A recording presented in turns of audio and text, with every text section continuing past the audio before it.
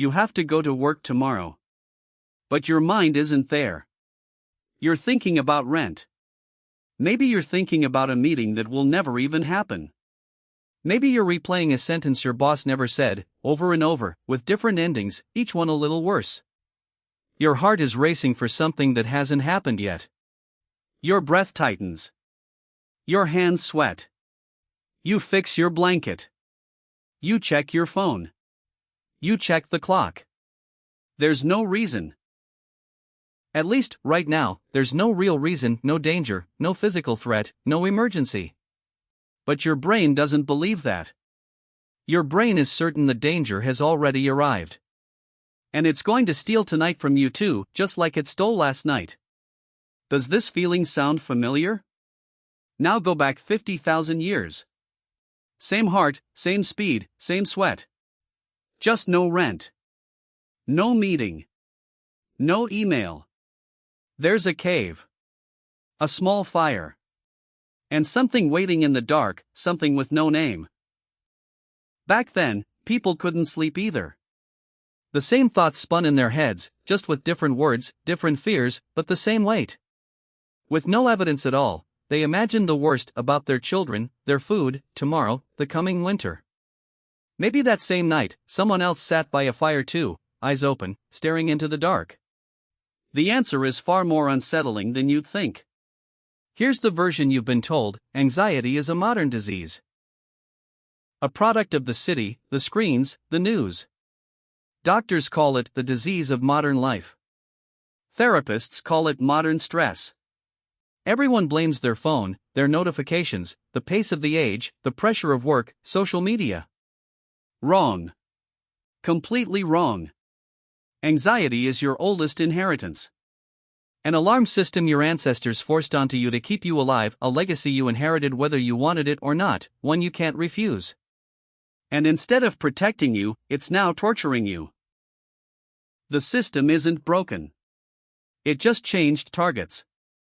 Here's the shocking truth: your brain can't tell the difference between the future and the past. It rings the same alarm. Whether it's a real tiger, or tomorrow's email, or news that will never come, or a sentence that will never be said. To your brain, it's all the same signal. The same cortisol. The same racing heart. The same sleepless night, the same knotted stomach, the same tightening chest, the same lump in your throat. There's proof. And that proof is hiding in bones, in graves, in the deepest corner of your brain, waiting there, silently, for thousands of years. And this fact isn't going to leave your mind easily. Evolutionary psychiatrist Randolph Ness' smoke detector principle explains this. Your brain isn't a calculator. It's an alarm system. And like every alarm system, it sees a false alarm as far cheaper than a real threat. Mistaking a branch for a snake only embarrasses you, costs you a few seconds, no one even sees it, no one judges you.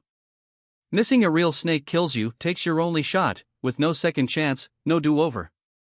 That's why your brain always believes the worst. And that's why the alarm doesn't ring once, it keeps ringing, whether you want it to or not, even if you try to shut it off, even if you say enough. According to Ness, this isn't irrational. It's a calculated bet. So why doesn't it stop? Why doesn't it ring once and go quiet? Why does the same thought come back at 3 a.m., again and again, catching you right as you're about to fall asleep, resting a hand on your shoulder right as you're about to relax? The answer is written in bone. Bioarchaeologists find thin lines in ancient skeletons called enamel hypoplasia, the physical trace of chronic stress endured in childhood. Famine years. Sickness years. Years of uncertainty. Every one of them leaves a permanent line in the teeth, like the growth rings of a tree, an unforgeable, unleaing record. So stress shaped the body physically, even in the Stone Age, not just in the mind, in the bone, in the teeth too. Researchers can measure these lines and tell which years were harder than others. This isn't a metaphor. It's a permanent record, measured in millimeters, in bone. Neuroscientist Joseph LeDoux's work points to the amygdala, your brain's fear center. The amygdala doesn't distinguish between right now and maybe. It just sees a threat signal and acts. Before logic even shows up, before your thinking brain writes an answer, before you even ask, is this real? Your body is already gearing up for battle, muscles tensing, breath quickening, focus narrowing, your hands clenching, your jaw tightening. Before you even say calm down, your heart is already running. Logic always arrives late. In LeDoux's words, the amygdala operates on feel first, ask later. So here's what this means: you're not irrational. Your brain is running a system built to keep you alive. That system is just fighting the wrong threats now. As neuroscientist Robert Sapolsky put it, a zebra runs from danger, then goes right back to grazing as if nothing happened, forgetting the past, returning to the present, sleeping fine that night. You don't run. You don't go back to grazing. You relive the same danger in your head for hours, for days, sometimes for weeks, like an endless replay, watching the same scene over and over, each time a little more detailed, a little more real. Sapolsky's famous question is exactly this: why don't zebras get ulcers, but you do? The answer is simple: a zebra never relives something that never happened.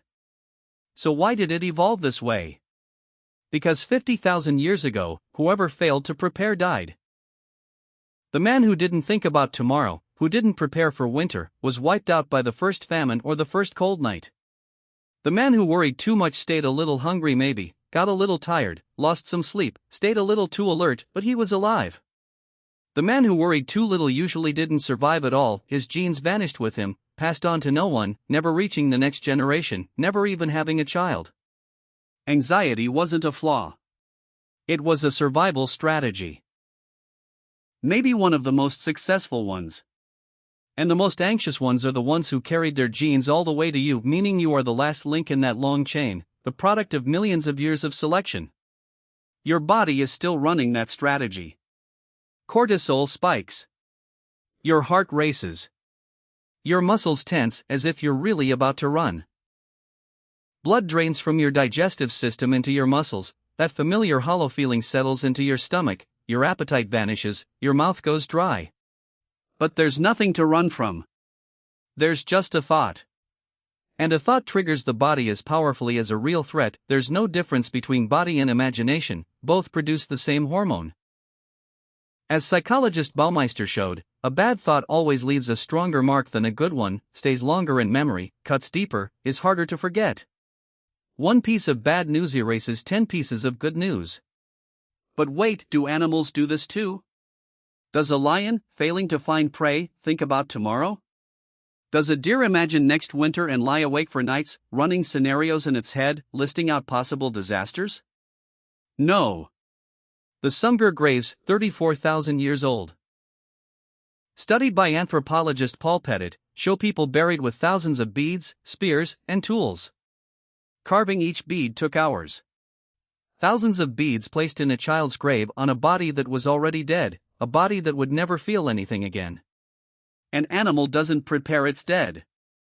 An animal doesn't invest in the future, because it can't even imagine a future. Only a human prepares for a future that doesn't exist yet. Even for what comes after death. For a time it will never witness, never see. This is the oldest, most tangible, most moving trace of the brain's capacity to build a future. So anxiety isn't just a curse.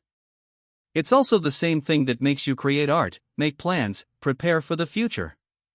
No one paints a cave wall without thinking about the future. That painting is a silent bet that someone will look at it, someday. No one saves seeds unless they believe in tomorrow. No one names a child unless they have hope that child will grow up.